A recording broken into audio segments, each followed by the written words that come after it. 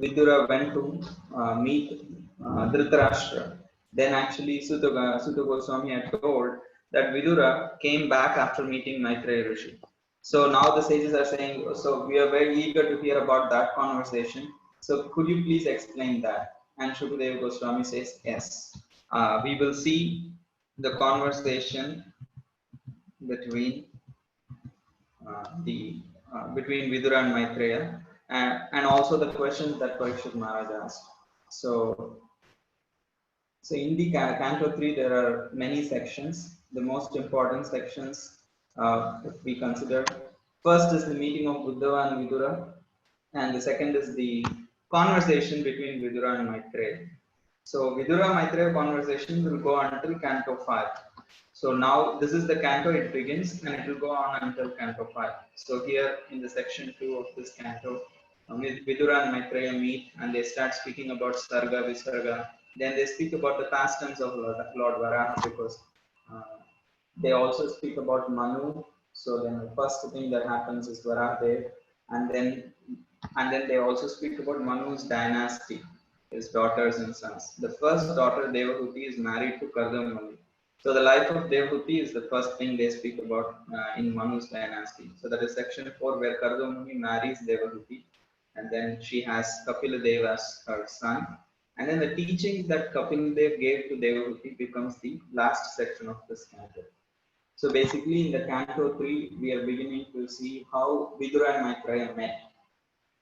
First of all, Vidura was living in Hastinapur and Maitreya was living in the forest. How did they both meet with each other? So that we will see. And after that, as a introduction to how they are meeting, the first 4 chapters give the introduction. How did Vidura and Maitreya meet? That was through Vidura's travel. So why did Vidura travel, and all those details we will see in the first 4 chapters, and then they will meet up from chapter 5. Uh, yes. So this is what I was saying, that at the end of the second canto, the sages asked Sutta Goswami, please speak about Vidura and Maitreya conversation. Sutta Goswami told, thank you. Actually, Parikshit Maharaj also asked the same questions to Shukadeva Goswami when he wanted to speak about Padma Kalpa. So they also spoke about Vidura and Maitreya coincidentally. So I'm going to anyway speak the same topics to you. So that's why he says Shukadeva Goswami and Parikshit Maharaj also discussed about Vidura and Maitreya. So I'll describe the same conversation to you. So in the first 4 chapters, we are going to see an overview of why did Vidura go out of home and how did he meet with Uddhava and how he got directed to Maitreya Rishi. So that's what we will see in the first. So we will straight go to chapter 1.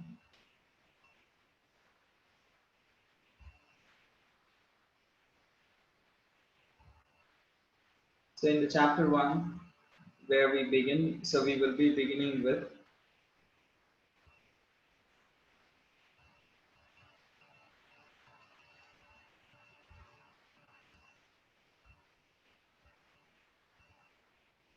the meeting of Vidura and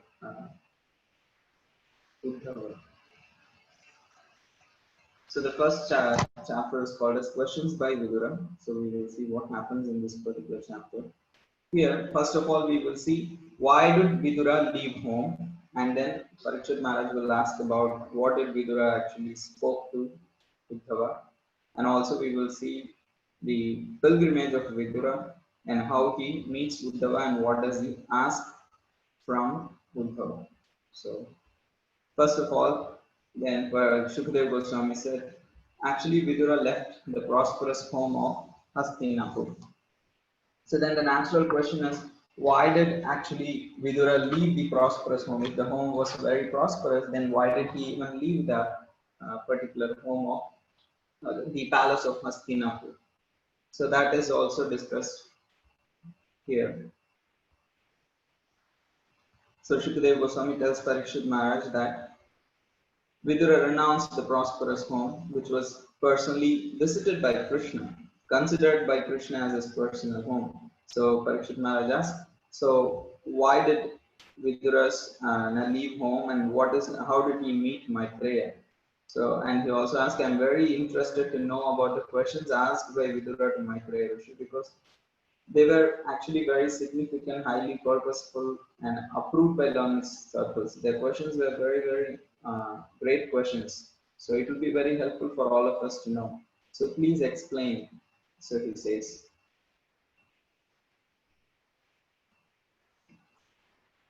नहि अल्पार्थदोदयस्तस्य विदुरस्यामलात्मनः तस्मिन् वरीयसी प्रश्नं साधुवादोपबृंहित. So he glorifies the questions of Vidura. And now Shukadeva Goswami says, yes, I will explain to you all these topics. Please hear attentively. So what happens in this chapter is, I think I just jumped in and spoke a lot. So let me slow down a little bit. I think I came in with little anxiety. Here, Shukadeva Goswami is being asked by Parikshit Maharaj. So what happened between Vidura and Maitreya? And Shukadeva Goswami does not answer immediately. Yes, Vidura and Maitreya met in such and such place. No, he gives the overall background of how did Vidura and Maitreya meet. He gives like the first four chapters is just background. They actually meet in the chapter 5. So he gives like a long background for why did they both or how did they both meet. So for that, first of all, Vidura has to leave home. So why did he leave home? So he left home because the atrocities committed by Dhritarashtra and his party. Actually, in so many ways, the Pandavas were cheated and disrespected, especially Draupadi, they were disrespected by the Kauravas. And even when Krishna came to speak on behalf of the Pandavas, still they were not ready to accept. So they disregarded the advice of Krishna. So in that way, then Dhritarashtra asked Vidura advice what to do. There is a impending, the war seems to be unavoidable. So how do we go about this war? So then actually Vidura says, get away with your son. He is actually the problem. Parthastu Devo Bhagavan Mukundo. Even the Supreme Lord is on the side of the Pandavas. Your son is the offense personified. So give him up and then give the legitimate share to the Pandavas back. Hearing this, Duryodhan becomes very angered. He actually speaks ill about Vidura and disrespects him for all the great service that Vidura has done for years to the Kuru dynasty. He just in a moment he just says he was a spy of the enemies and he calls him a like son of a maid servant and speaks very ill of him.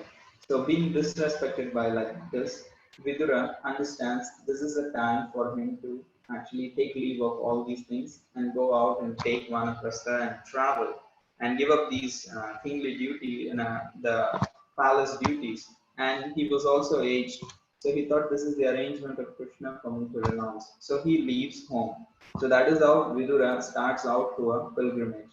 And in his pilgrimage, he travels all over the place and he goes to a particular place in the in the same area as the kingdom of Krishna called Prabhasa Kshetra. And there he understands that all the Yadus and Krishna, all have disappeared from this world. And feeling so heavy at heart, he continues his travel and meets Uddhava. First, he does not meet Maitreya, he meets Uddhava on the banks of Yamuna. And he understands, he knows Uddhava. So after meeting Uddhava, so then he inquires about the welfare of Yadus and Krishna. So we may think, Vidura already knew that all the residents of Dwarka or the Yadus and Krishna, they all have left this world. So why is he again asking that how are they doing? So Jiva Goswami says, it is more of an emotional response than a logical response after seeing Uddhava. Because Uddhava is also a Yadu. And he sees here Uddhava is alive. So he considers maybe what I heard was a rumor, or maybe some left the world, some are still remaining. So he was in a denial, you can say, but it's a kind of an emotional response of a devotee maybe there is the Lord still there. Like we are all experiencing this separation from His Holiness Radha, Bhakti Charu Swami Maharaj. Like in one corner of the heart, and on the day when we were here, maybe it's a rumor, maybe this is not true, because we don't want to be separated from these great devotees. So that is kind of an emotional response. It is still, we think maybe they're still there, so we want to think like that. So similarly, Vidura here, even though he heard that all the Yadus have left the planet, still he was asking Uddhava, how are they doing? How about the welfare of all the different Yadus and Krishna and the Pandavas? He was asking about everyone, even though he heard about their disappearance. And now Uddhava is already very much uh, burdened at heart because Krishna and all the Yadus have disappeared. And he was the only one who was spared and who was on his way to Badrikashram to execute the order of the Supreme Lord. And here, when he hears these activities, questions of Vidura, he becomes completely absorbed in Krishna. He's already feeling the pain of separation from Krishna, and now somebody is asking, how is Krishna doing? So he is completely remembering Krishna. He is fully actually absorbed in that remembrance of Krishna in ecstasy. He is not able to reply. So that is where we go into the second chapter. So far we saw how in the end, at the end of second canto, the sages asked to hear about Vidura and Maitreya conversation. So Suta Goswami said, yes, I will explain the conversation because Parikshit Maharaj and Shukadeva Goswami also spoke about the same conversation. So he begins to explain how Vidura left home. And Parikshit Maharaj asks, please explain the conversation between Vidura and Maitreya. He says, I will explain, please hear attentively. So he starts giving the background. Why did Vidura leave home? Because Dhritarashtra and the other Kauravas disrespected him. So he left home, went on a pilgrimage, came to know that Krishna disappeared from this world. So, and then he continues his travel, meets Uddhava, the cousin of Krishna. So he asks naturally, oh, how is everybody doing in Dwarka? So now, even though he knew that they have all disappeared, he asked this question. So Uddhava became reminded about the uh, pastimes of Krishna. In the thoughts of Krishna, he is completely absorbed in ecstasy. So he is unable to reply immediately. So that is where we end the first chapter. And then the second chapter,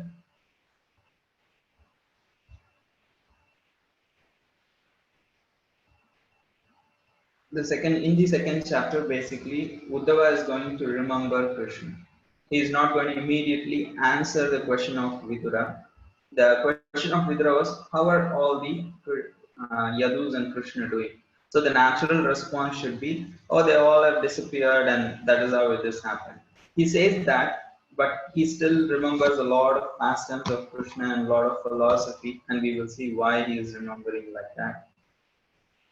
So we are still in the first four chapters, and then the second. Now we saw the first chapter overview where Vidura and Uddhava meet, and now Uddhava is going to answer the question of question of Vidura. So does anyone have any questions? Am I like too fast? Is it understandable?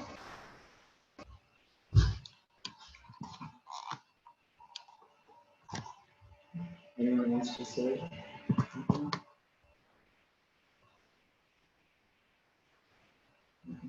Yes.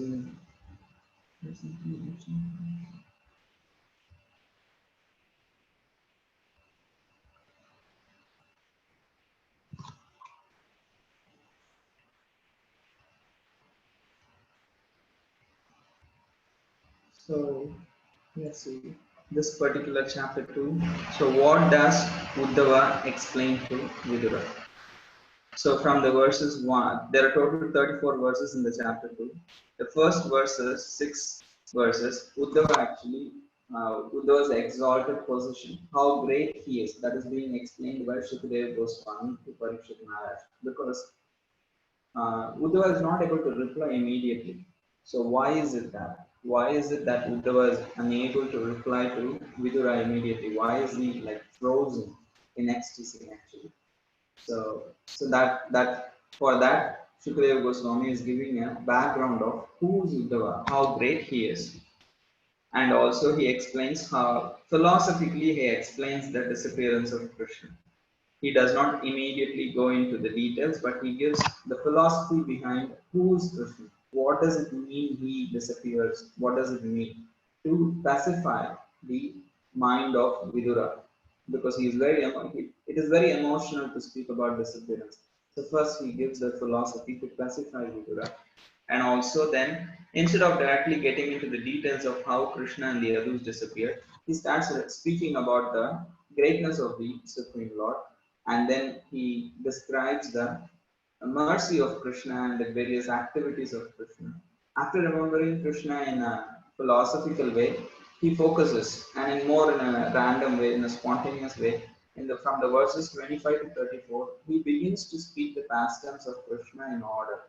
So in these two chapters, second chapter and third chapter of Canto 3 is considered an introduction to Canto 10, because this almost has all the pastimes, or in short, all the pastimes, most of the pastimes of Krishna are all mentioned in these two chapters of Canto 3, chapter 2, and chapter 3. This is considered an introduction to the Canto 10 that will come later. So that is why this particular chapter is considered the uh, introduction to Canto 10, because it has all the pastimes of Krishna in short. So this is how the overview of Canto 2 will flow. First we will see the exalted position of Uddhava, and then the philosophical background behind disappearance of Krishna. And Uddhava remembers Krishna's pastimes, and then he specifically remembers the pastimes in Vrindavan in order, in sequence. So Uddhava replies to the Vidura's inquiries that he made in the previous chapter. So what was Vidura's inquiries in the previous chapter? Oh, how is Krishna doing? How are the others doing? How are the Pandavas doing? So that was his question. So since he is unable to reply absorbed in ecstasy, for that Shukadeva Goswami is giving a background of who is Uddhava, how great he is. So that is being shown here. So in the first verse, he explains how when Vidura inquired about his Lord, Uddhava couldn't reply because of excessive ecstasy, actually, excessive anxiety or ecstasy due to the anxiety of missing Krishna. And for that, he gives an explanation how Uddhava was, even as a child, he was extremely attached to Krishna.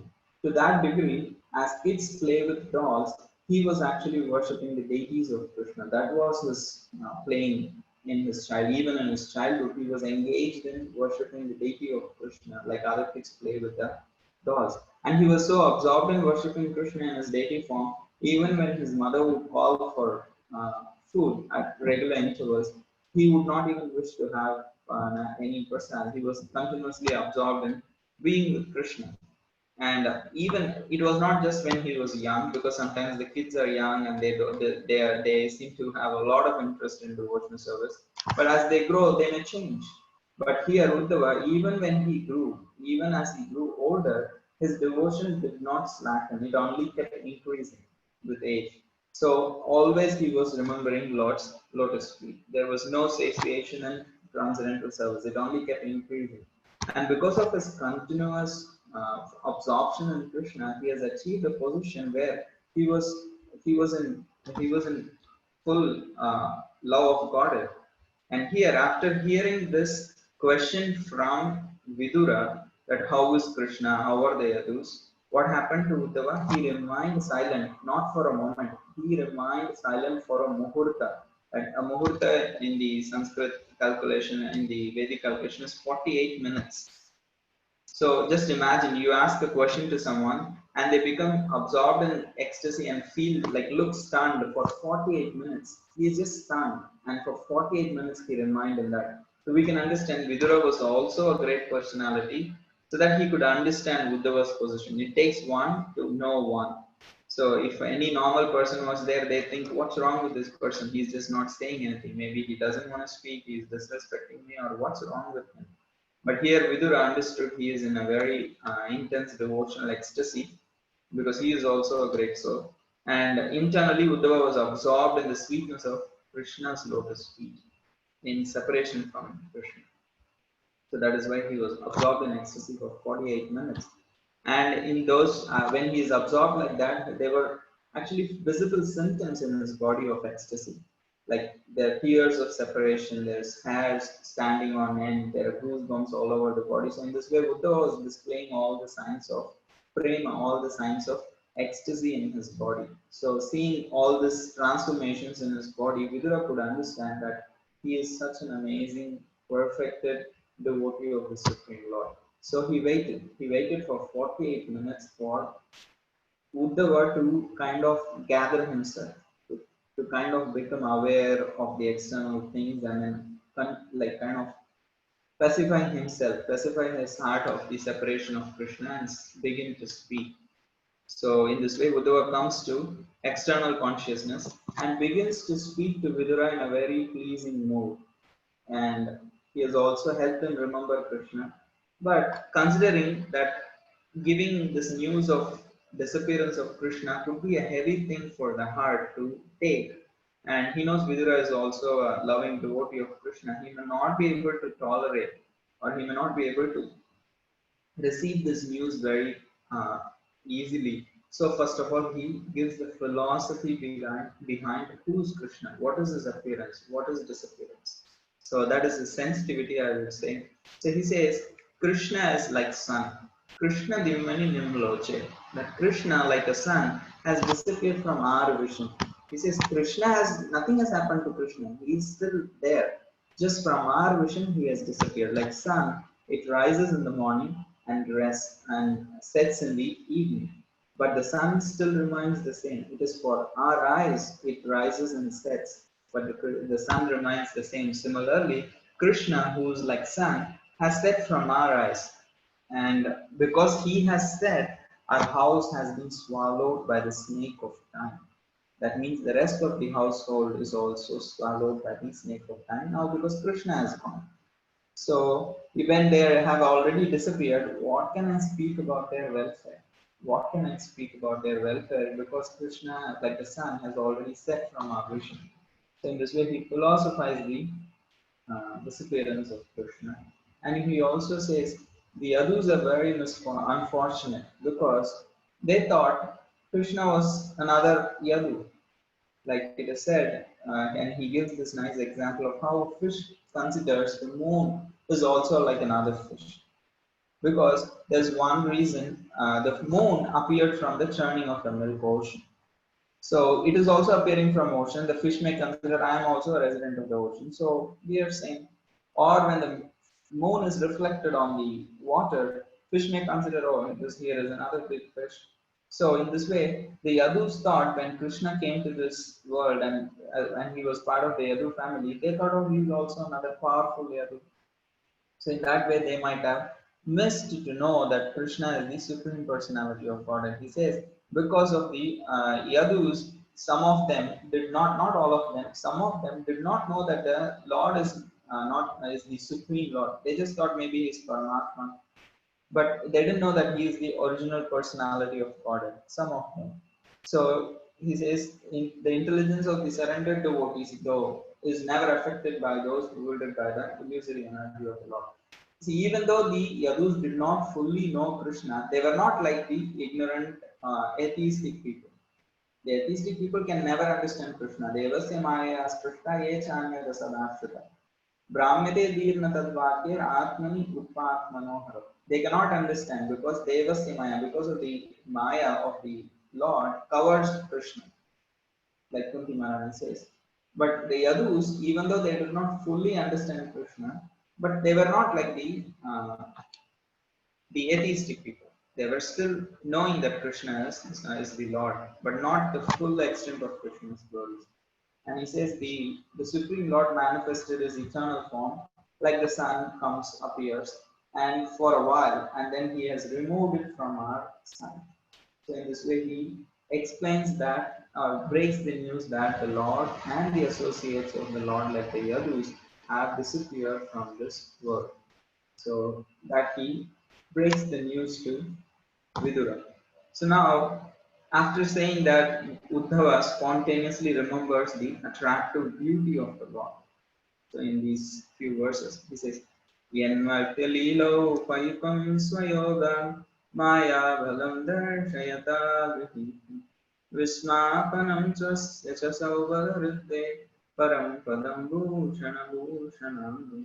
So how beautiful Krishna is, that all the different ornaments that Krishna wears, they are extremely beautiful.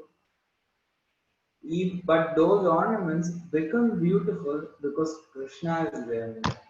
So it is generally in this world we put on ornaments and different kind of accessories so that we can look beautiful. But in Krishna's case, even though those ornaments are actually beautiful, they become more beautiful. The beauty is enhanced of the ornaments because Krishna puts on those ornaments. So that is how beautiful Krishna was. He was the ornament of all ornaments, and his beauty was so unsurpassable in the Rajasuya Yajna conducted by Yudhishthira Maharaj. When so many demigods had come, they were so enthralled by the beauty of Krishna because they thought he is just another person in the creation of Brahma. But they saw that Brahma is also becoming bewildered by the beauty of Krishna. So they could understand how amazing is Krishna's beauty. Even the demigods were enthralled by the beauty of Krishna. And the gopis, so Uddhava is also remembering the gopis because he went to Vrindavan to meet the gopis on the order of Krishna. So he understands the gopis actually were anguished when Krishna left them. They were completely stunned in ecstasy. And seeing how they were absorbed in Krishna was a hint for Uddhava to know what to do at the time of separation from Krishna. So, following in the footsteps of the gopis, he was remembering Krishna, and now he is remembering the absorption of the gopis that they had in Krishna. So, in this way, he is continuously remembering Krishna. We can understand how much of an emotional experience it is for Uddhava, because we may speak, oh, Krishna just disappeared. There is not much emotion in my heart because I don't have any attraction for Krishna. But just imagine someone who lived with Krishna for so many years. Krishna, in the whole of Dwarka, Uddhava is considered the topmost friend of Krishna. He was looking like Krishna a lot, and he always spent time with Krishna.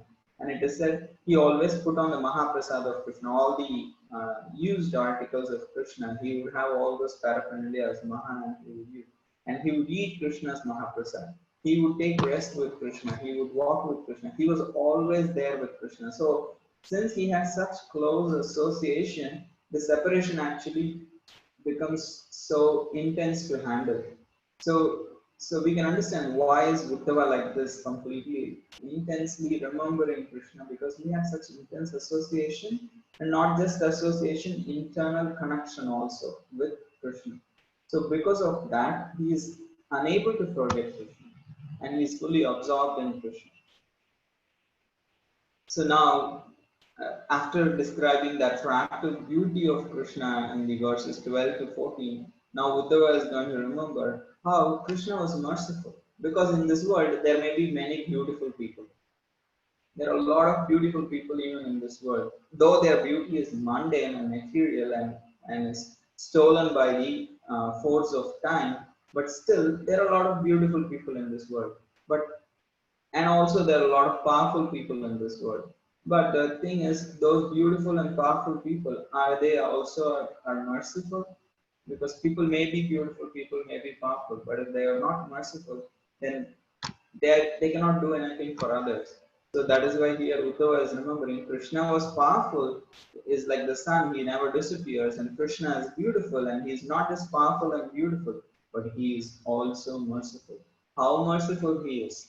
And we are going to see one of the famous verses also in this section. How merciful he is. We will see in this section of the Canto 3, chapter 2, where Uddhava is remembering now Krishna, how merciful he is.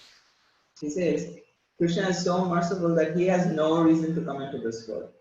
He has no reason to come because he is unborn, but he compassionately, Ajopi, even though he is unborn, Anukampitatma, because of his compassion, he comes along, Mahadam Shriyukta, he comes along, not just he appears, he also comes along his expansions, his energies, his amshas, and everybody. He comes along and appears to actually protect. Why does he appear? He just to protect the devotees like Vasudeva and Devaki who are harassed by people like Kamsa. So just to favor the devotees, he appears in this world, even though he is unborn. Out of compassion, he appears. And the verse 16, Uddhava remembers the bewildering activities. So, such a powerful Lord who is unborn, he comes out of compassion here, but he does so many bewildering acts. He says, some of them is like, he is unborn, yet he takes birth. And he is the supreme Lord. He is feared by the fear personified, but as soon as he is born out of fear of Kamsa, he goes to Braja. Vraje Vaso Aripayadiva. See, as if he is fearful of Kamsa, he goes to Vraja. He did not go out of fear of Kamsa. He actually went to reciprocate with Nanda and Yashoda and the Gopis and the Gopas and all the Vrajavasis. But externally it appeared like he was just running away out of fear. Similarly, he also, it seemed like he was running out of fear of people like Jarasandha and so many other people who were attacking Mathura. As if he was afraid of them, he shifted to Dwarka. So although he was all powerful, he did all these various pastimes, which for normal people, for a person who is not a devotee, who wants to find faults or who wants to find some reason not to believe in Krishna, they'll get bewildered. You see, why did he run away from Mathura? Why did he do that? Why did he do this? So, but it is actually Krishna's bewildering acts, even though, and it is all performed out of love for his devotees, for no other reason. It is only because of his love to reciprocate with his devotees, he performs various activities.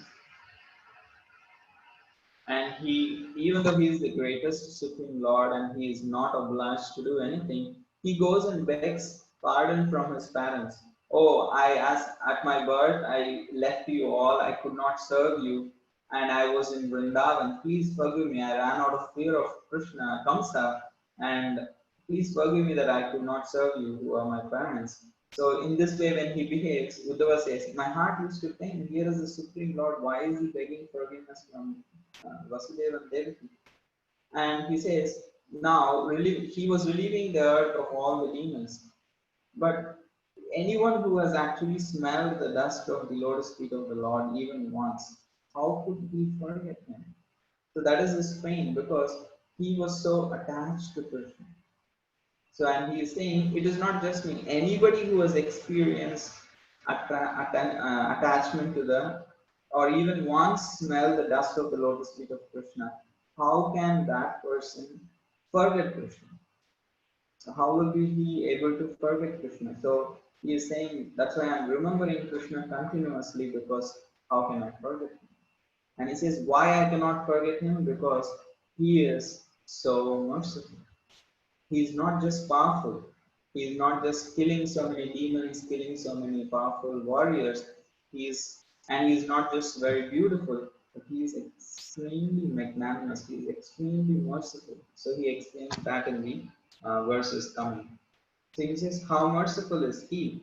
He is so merciful that he even awarded liberation to someone who was blaspheming him. So Shishupal was blaspheming Krishna in the Rajasuya sacrifice of Yudhishthira Maharaj.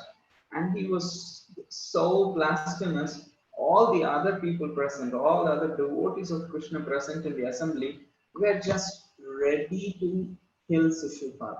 It is said Bhima with his Gada was just ready to pounce on Shishupal. Bhishma Dev was giving an indication to Bhima, hold on. There are so many others who just would have killed Shishupal, but Bhishma Dev was controlling them because he didn't want the sacrifice of Yudhishthira Maharaj to be spoiled. Because it takes a lot to arrange for a Rajasuya sacrifice. If the blood of a person falls on the floor in the sacrificial arena, then the sacrifice will be stopped. So that is why Bhishma Dev was thinking, if Krishna takes care of Shishupal, then he will do it in such a way because he loves Yudhishthira Maharaj so much and he wants him to perform the Rajasuya sacrifice, he will deal with Shishupal in such a way that the sacrifice will not be affected. So that's why he holds on everybody else. And when Shishupal crosses his limit, Krishna actually sends Sudarshan Chakra. The Sudarshan Chakra cuts the head of Shishupal, but also dries the and not even a single drop of blood from Shishupal's body fall on the floor. The Sudarshan Chakra absorbs all of him. And in that way, Shishupal was killed, and as actually he was not just killed, he was liberated. The soul from his body came out and then merged in Krishna's lotus feet. So in that way, he gave liberation even to envious people, like Shishupal. That liberation which is aspired by the yogis, he gave it to his enemies. That's how merciful he is.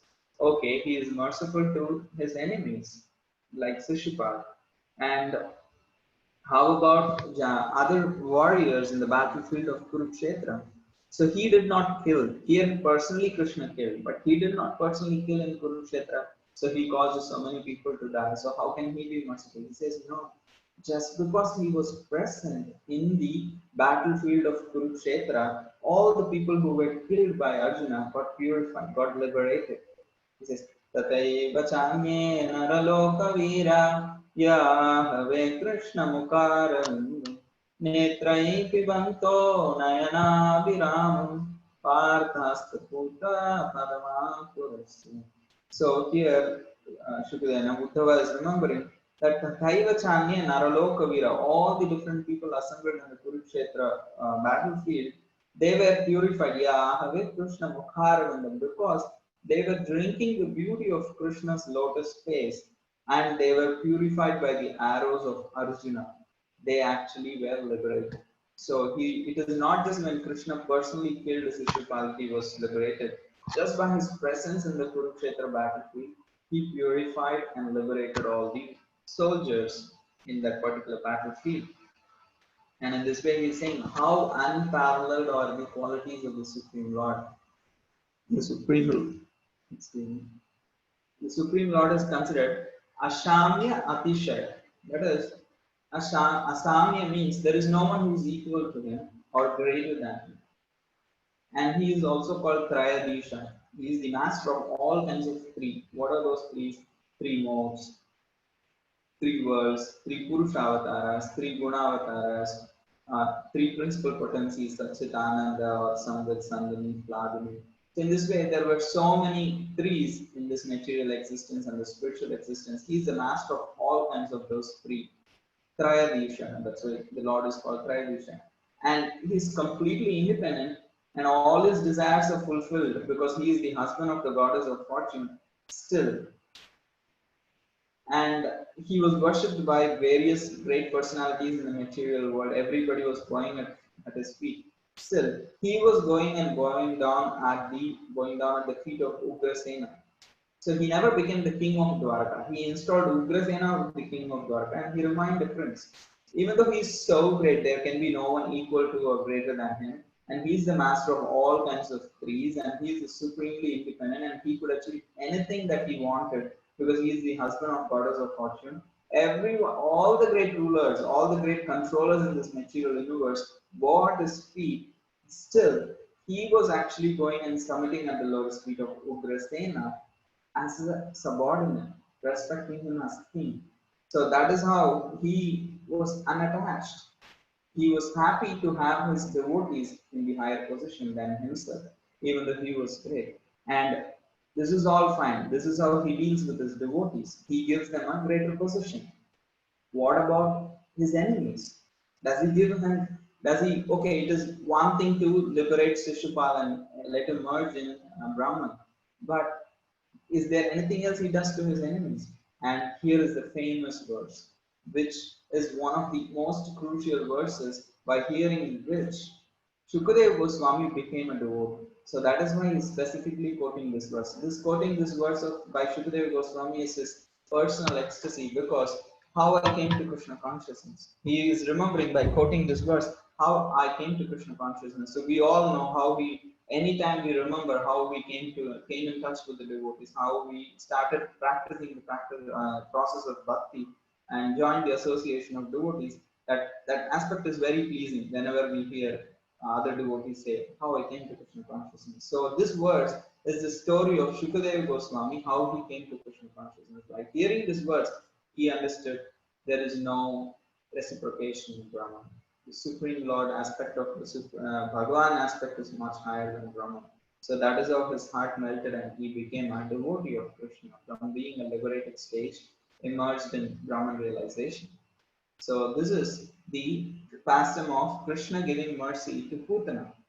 Even though she was envious and unfaithful and she came disguised, covering poison in her breast and came to kill Krishna, she accepted that service as a mother, and because she wanted to feed Krishna milk, so he made him a motherly nurse in the spiritual world.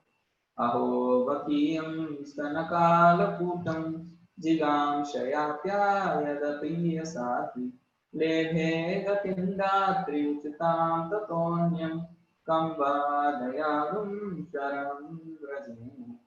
Who can be more merciful than that Supreme Lord? Kamva Dayalu Sharanam Rajena. Where is that personality who is more merciful than this Supreme Lord? Who awards the position of a mother for someone who came to kill him? Just because they had this tiny desire to feed something to Krishna. So that is how positive he thinks. That is how he can take the good things in others. He can magnify that goodness and award them such a position in the spiritual world. So who can be more merciful? So he is remembering this also. Uddhava is remembering the mercy of Krishna, the extraordinary, magnanimous, and merciful mood of Krishna. And in this way, Krishna thinks actually all these demons they achieved the association of Krishna. Even Putana became a mother of Krishna and she went back to the Supreme Lord and she is associating with Krishna. But I'm so unfortunate Krishna left me back here. I am not having the association of Krishna. I am actually, those demons are much great. I am actually not having the association of Krishna. The demons are much better. That's why, in an emotional way, this is not a factual. This verse is not like, okay, this verse we cannot just quote and say, see how demons are greater than Uddhava. No, this is an emotional expression of Uddhava. That is why we have to understand the verses in its context. We cannot take it out of context and quote. So here, Uddhava is saying the demons are greater than devotees. Than me. I consider those demons to be better devotees than me because they are actually absorbed in the thought of Krishna and they went back to the Supreme Abode and having the association of some of them, association of Krishna in various ways. But I remained in this material world, so that is why I'm unfortunate. So, but actually he remained always in the association of Krishna because always he was remembering Krishna. So now he completed this section where he is remembering Uddhava, Krishna, that how merciful and how powerful and how beautiful Krishna is. And after that, now he is remembering the pastimes of Krishna and Vrindavan. So one may think, Vidura asked him, how is Krishna and how are they abused? So the natural response should be, he should be speaking more about Krishna's disappearance. So why is he speaking about the pastimes of the Lord? So the Acharyas explain how, although there is no difference between the appearance and disappearance of Krishna, still the devotees like to speak. The devotees like to actually speak the pastimes of Krishna much more than they want to speak about the disappearance of Krishna.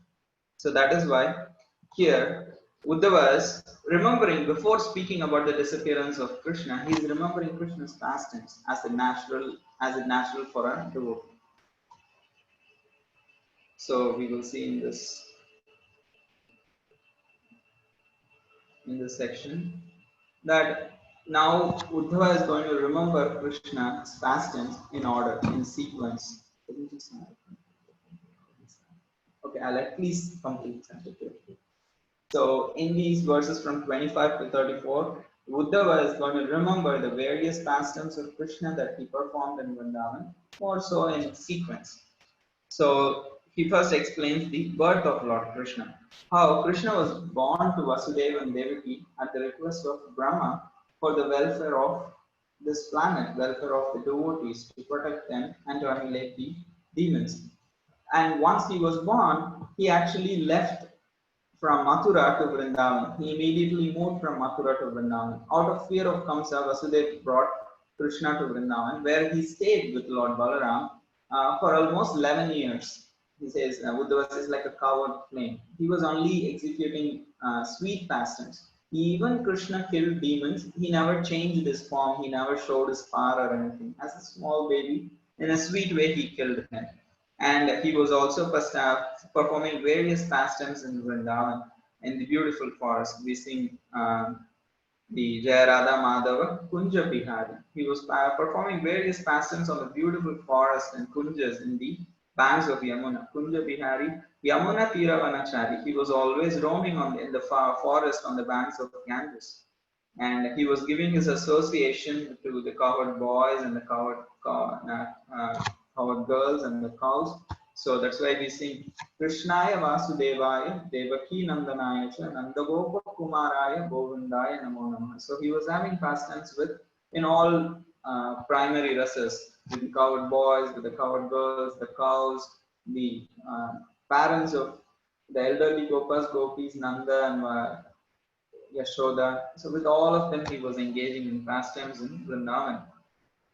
And he was not just a child, he was actually an extremely powerful child, because for Brajavasis, he was acting like a small child, so sweet and so beautiful and so mischievous, and they were all having a great time, like with all the butter stealing pastimes and all the various pastimes of herding cows and herding calves, and such amazing, wonderful time that the residents of Vrindavan were having with Krishna. And whenever some demons would attack, sometimes Krishna would feel like he was he would look like he was struck with wonder, like he was like kind of stunned. Like when Agasur is just opening his mouth, for a moment he's like bewildered. Oh, how will I save my friends? Like even though he's the Supreme Lord, he gets struck with wonder sometimes. But when he actually gets into do his job, like he kills them like a lion club. He says even though sometimes if you see a lion's cub is like very small, of course, and sometimes there are huge snakes in the forest. So something like that comes to attack the cub. For a moment, it is bewildered, but immediately it can handle the situation. So like that, Krishna, even though as a small child, sometimes he will exhibit the mood of a child being struck with wonder. He finally did the job thoroughly, and and it's also said that how Krishna, while herding cows and bulls in the forest during the day, he would play on his flute. There is a whole chapter of Krishna playing on his flute. And the gopis hear the flute of Krishna that he is playing in Vrindavan, and they start glorifying the flute of Krishna and the song of Krishna. And the Gopi Geet is, no, the gopis glorifying the Venu Geet, it is called. So the flute of Krishna, the sound that he's producing, the music from the flute of Krishna. So there's a whole chapter that the gopis glorify Krishna's flute, and in that way he was enlivening the gopis by his flute. And he also casually killed so many demons sent by Kamsa as easily as a child breaks dolls. The Acharyas say that Kamsa was such an assistant in Krishna's pastime that every day after Krishna would play and it was time to take lunch, before lunch, just to create an appetite. So like an appetizer that Kamsa would send some demon. So for Krishna, it would be an exciting time. Just kill the demons. It acts as an appetizer, and then he would be hungry. Then immediately after killing such a huge demon, immediately he would turn to his friends and say, "Oh, I'm feeling so hungry." So they just witnessed Krishna killing a huge demon. They may think, "Oh, here is a powerful personality," but immediately by his simple reaction, "Oh, my dear friends, I'm feeling extremely hungry." But as soon as he says that, they're like, "Oh, Krishna, if you're hungry, let's go and take prasad. Let's go immediately." So they would just forget that Krishna did something very powerful thing or anything, and killing a huge demon. But that law, that Yogamaya, in the form of Yogamaya, Krishna would cover their understanding and rather invoke love in their hearts by just telling, "Oh, I'm just hungry." So in this way, Kamsa was every day sending appetizers in the form of demons to be killed by Krishna. And Krishna also chastised because some like say Kalia, it is not just subduing Kalia. He's not just for the sake of showing power or anything. He was actually concerned that his cows should have wonderful, nice, refreshing, poison-free Yamuna waters for their drinking. That was his main concern. Okay, by drinking this water, my cow friends and the cows die. How can I let this happen? So that is why he chastises Kalia, not to show his power. It's basically to actually, out of love for his associates, he chastises and drives away Kalia from the Yamuna lake.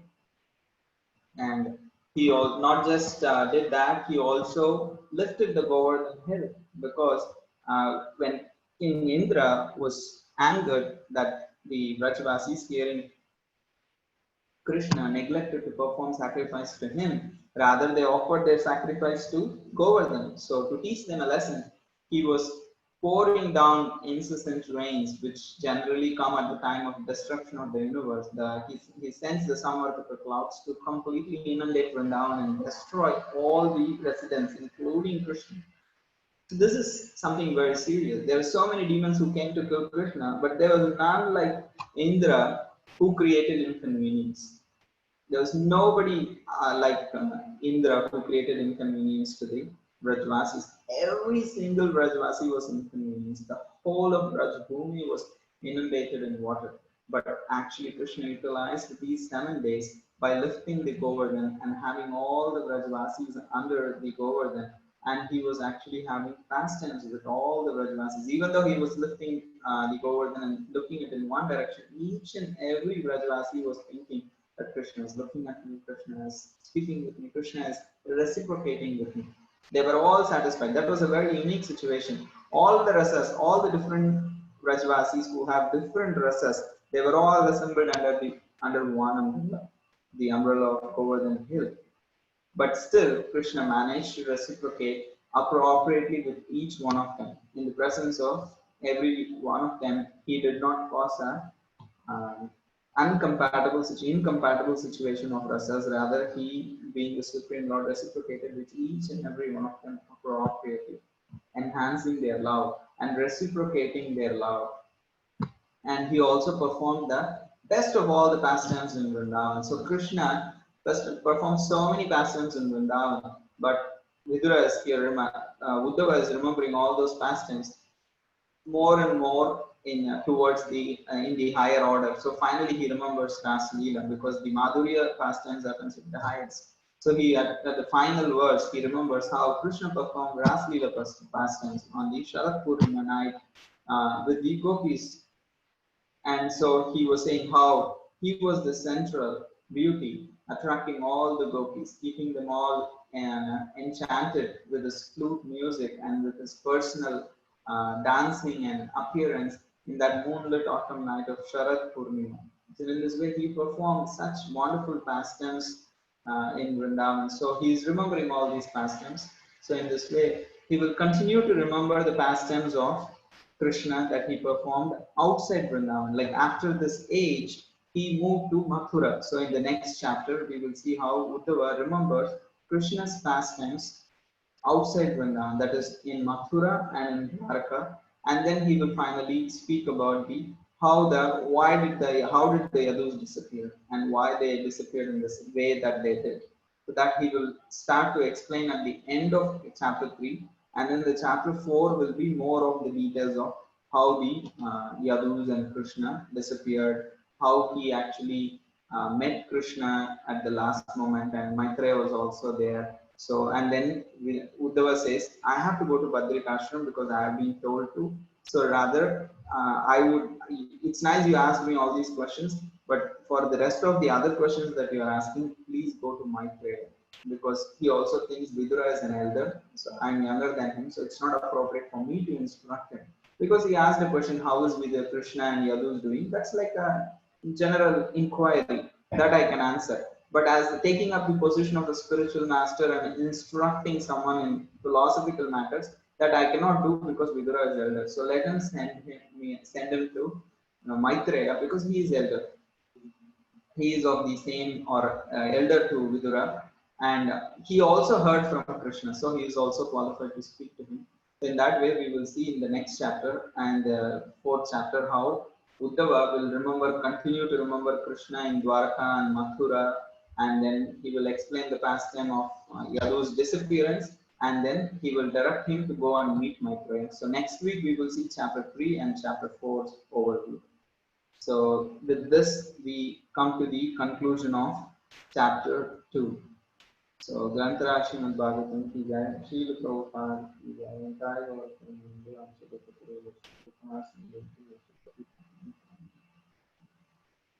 thank you all for joining. So if anyone has questions, you can stay on, and others, if you would like to move on, that's fine. Thank you, Prabhuji. Thank you. Hare Krishna. Yes, Thanks, Shivan Prabhu. Prabhu. Shivan Prabhu, you had some question? Yeah, Hare Krishna Prabhu, Dandavat Pranam. Wonderful. So, Prabhu, who was that? I have to tell here, I somehow could not identify something was happening in my laptop. I could not see any controls properly. So I hope the presentation was visible to you guys. I'm just seeing a message that you are told that you are not able to see the presentation properly. I had to play with some options to finally see. Oh, sorry. I don't know about others how they managed, but yeah, something was wrong in my laptop. I couldn't figure out. So please tell me what is the question? So, Uddhav, what was actually Uddhav's position? I mean, in the sense, like, was Uddhav in like Sakhya, Bhav, or what was he? Who is Uddhav actually in the spiritual world? Uddhava is a cousin of Krishna here in Mathura, which is also the spiritual world. Yes, he is in the Sakhya ras, but not more like the coward boys. He is more, a little bit of an Aishwarya Bhav is there, but he is in these Sakhya Bhav in Dwarka. But yet he could understand the Madhurya Bhav. I Yeah, mean, because he someone was from so lower. dear. He was so dear. See, for example, it's not that the other devotees cannot understand the other rasas or anything, but they are satisfied the way they have a relationship with Krishna. In the material world, as soon as we know that there is something different or we some other thing is glorified, then immediately we aspire to have that. But in the spiritual world, even though all the rasas are different and they coexist in a very natural way, because the central aspect is how can I please Krishna.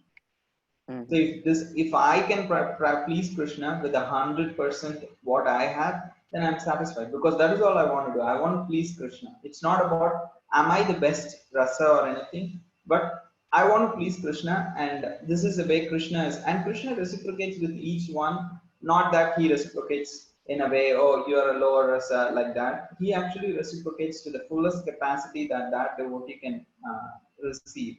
So there is like 100% of reciprocation of each devotee in the spiritual world. So there is no competition or inferiority complex or anything like that, higher or lower. It's all spiritual. The higher and lower concept itself is of a very mundane conception. But we do say that the Madhurya Rasa is higher. That is to glorify, not to compare. It is to glorify the Madhurya Rasa and the position of Radharani. Okay, so I mean, yeah, we say that the Madhurya ras actually contains elements of all the other rases because Sure. that's why. But we say this, right? We say it is Unnato Ujjwala Parakya Bhav. So Yeah, that Unnata means it Ujjwala is. Rasam, sure. Yeah. So We okay. also say like Krishna is the supreme Lord. It doesn't mean like we undermine Lord Ram. Like Murari Gupta was there. Lord Chaitanya was glorifying him. Hanuman. Yeah, he was Hanuman, and Lord Chaitanya was glorifying. Yeah, it is so. The master is very fortunate, and the servant is very fortunate to have such a master. you are so fortunate to have a master like Ramachandra, and Ramachandra is so fortunate to have a servant like you whose determination to worship him is unbroken. Even though Murari Gupta was given a higher rasa in terms of worshiping Krishna, but his heart was already, he had given it to Lord Ram. And Lord Chaitanya didn't say no. He rather said, no, that's perfect. If you are like a eternal associate of Lord Ram, you have love for Ram, it's fine. He didn't say, oh, Krishna is higher, Lord Ram is lower, like nothing like that. He said he encouraged him. So Prabhu, Uddhav is from like Dwarka, Mathura, or he is from Vrindavan? Because later He we is an eternal find associate in Dwarka, Dwarka, okay, not from Vrindavan. not from Vrindavan.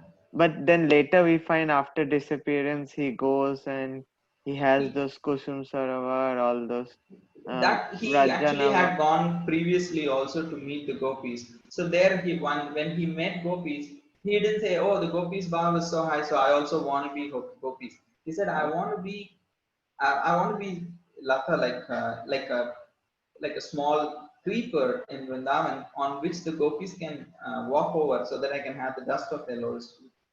Ultimately, he goes to Badrik Ashram to give association to Nara Narayan Rishi because Krishna went to so many places. He went to Varunaloka, he went to Dwarka, Mathura, Hastinapur, Ayodhya even, and he went to even Mahavishnu Loka. He went to Yamaraja's place to retrieve Sandipani Muni's sons, but he couldn't have time to go to Badrik Ashram. So he sent Uddhava to give his association to Naranarayan Rishi.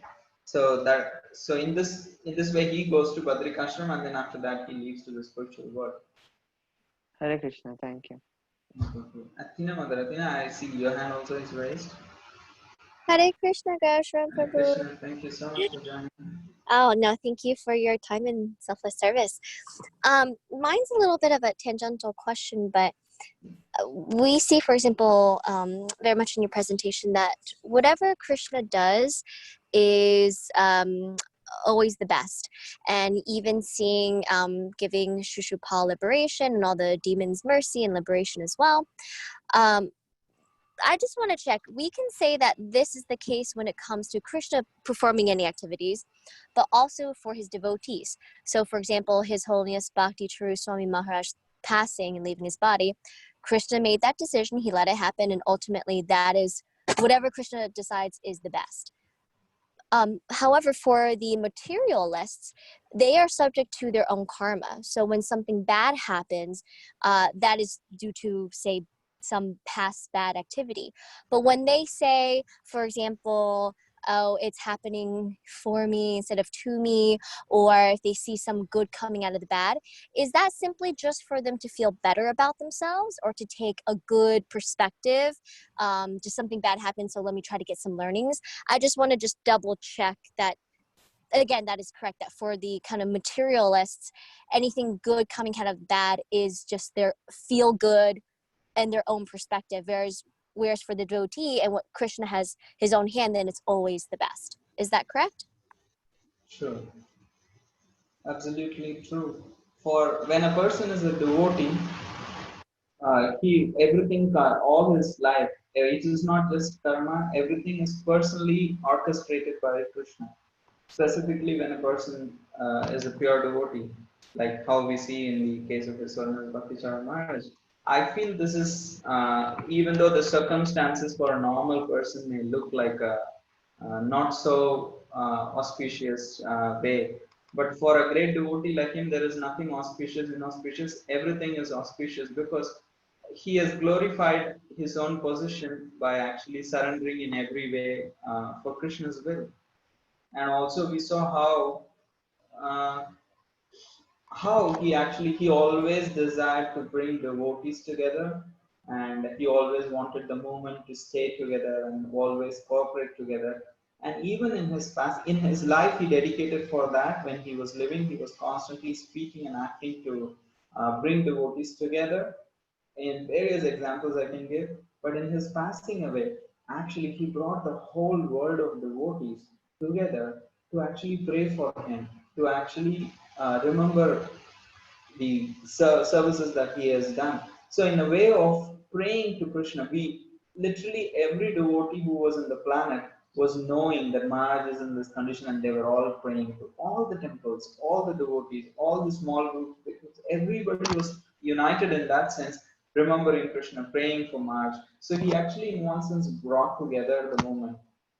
And after his passing, I'm seeing generally so many devotees pass, and we get to hear, oh, this devotee passed away. So in those temples, in those areas where they have served, some glorification may happen, and we may also hear some. But his departure was so glorious, not just the day he passed, but he brought the whole movement together. Literally, for the last 1 week, all my time I'm just hearing his glorification that happened in literally any and every temple. You pick up any temple, you pick up any continent, everywhere his glorification is happening, and I'm feeling so connected to him, and I'm extremely grateful to him that he has touched so many people, each and every continent, everywhere people are remembering him because I think he has brought the whole movement together. Now we have a example how we should be glorifying the devotees always. We should be acknowledging and appreciating them, and beyond across boundaries, like crossing, like it's not the temple or the guru or anything like that. He brought everybody together, I would say, even in his passing. And because it was so dramatic, he actually drawn in the love of devotees, the hearts of all the devotees in that situation. If that had happened in some other way, suddenly you just got a news, okay, such and such person passed away, we may think, oh, he passed away. But the whole circumstances were so dramatic that Krishna arranged in such a way that he was glorified, and his importance, his contributions were brought forth, and how devotees actually loved him. Everything was becoming evident the way he passed away. And in your point, you actually told, instead of an answer, I would say you already made a statement. Instead of a question, you already made a statement. I agree with the statement. When a person is not a devotee, anything that is happening in his world is actually in the realm of temporary material nature. Whether he got good or bad, it's all going to be just temporary and maybe causing more material bondage. So Kaviraj Goswami says the good and the bad of the material world is all bad. So we are not just philosophizing or kind of showing a cynical attitude. When one is not a devotee, all his activities are under the material nature, are controlled by the three modes. And it's all depending on the three modes. If he is in goodness, he will achieve a certain destination. If it's happening, if it is like in the mode of passion, then he is a certain destination, or ignorance a certain other destination. So when a person is not a devotee, everything is controlled by the three modes. But if we take shelter of Krishna, so that is called Daivi Prakriti. So Mahatmanastu Mam Partha Daivim Prakriti Mashrita. Vajanti Ananya Manaso Gyatva Bhutadi Mavayam. So Krishna says, who is a great soul? One who takes shelter of the Daivi Prakriti, not the external energy, rather the internal energy. Does that kind of reflect your statement, Tina? Yes, thank you so much, Hare Krishna. Shiman Prabhu, I see your hand still raised. No, sorry, Prabhu. I have to lower it. Hare Krishna. Yeah, March, you're saying that March glorification is still happening till the Samadhi Yes, is completed. there are 3 channels, 24-hour glorification, Glorification. which is still happening in different Maharajas are giving whenever they are free. Yeah, true. So, I keep watching. like today, Radhnath Maharaj was giving.